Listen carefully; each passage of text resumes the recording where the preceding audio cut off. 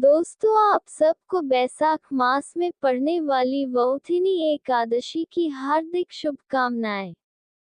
तो आइए हम इस एकादशी व्रत कथा का श्रवण करें। युधिष्ठिर बोले, हे भगवान, मैं आपको नमस्कार करता हूँ। आपने चैत्र मास के शुक्ल पक्ष की एकादशी अर्थात कामदा एकादशी के बारे में विस्तार पूर्वक बतलाया। अब आप कृपा करके वैशाख कृष्ण एकादशी का नाम क्या है तथा उसकी विधि एवं महात्म्य क्या है। भगवान श्री कृष्ण ने कहा, हे राजेश्वर, वैशाख मास के कृष्ण पक्ष की एकादशी को वरुथिनी एकादशी के नाम से जाना जाता है। ये सौभाग्य देने वाली, सब पापों को नष्ट करने वाली तथा अंत में मोक्ष देने वाली है। इसकी महात्म्य कथा आपसे कहता हूँ। प्राचीन काल में नर्मदा नदी के तट पर माधाता नामक राजा राज्य करते थे। वह अत्यंत दानशील तथा तपस्वी थे। एक दिन जब वह जंगल में तपस्या कर रहे थे, तभी न जाने कहां से एक जंगली भालू आया और राजा का पैर चबाने लगा।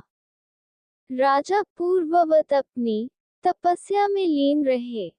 कुछ देर बाद पैर चबाते चबाते भालू राजा को घसीटकर पास के जंगल में ले गया। राजा बहुत घबराया, मगर तापस धर्म के अनुकूल उसने क्रोध और हिंसा न करके भगवान विष्णु से प्रार्थना की। करुण भाव से भगवान विष्णु को पुकारा।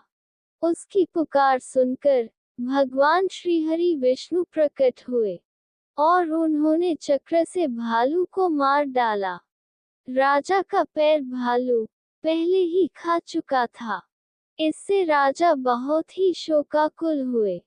उन्हें दुखी देखकर भगवान विष्णु बोले, हे वत्स, शोक मत करो, तुम मथुरा जाओ और वरुथिनी एकादशी का व्रत रखकर मेरी वराह अवतार मूर्ति की पूजा करो।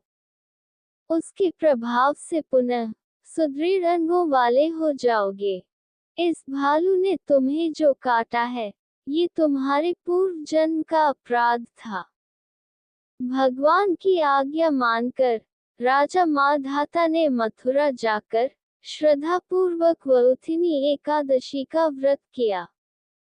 इसके प्रभाव से राजा शीघ्र ही पुनः सुंदर और संपूर्ण अंगों वाला हो गया।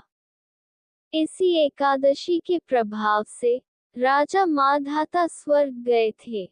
जो भी व्यक्ति भय से पीड़ित है, उसे वरुथिनी एकादशी का व्रत रखकर भगवान विष्णु का स्मरण करना चाहिए। इस व्रत को करने से समस्त पापों का नाश होता है और उसे मोक्ष मिलता है।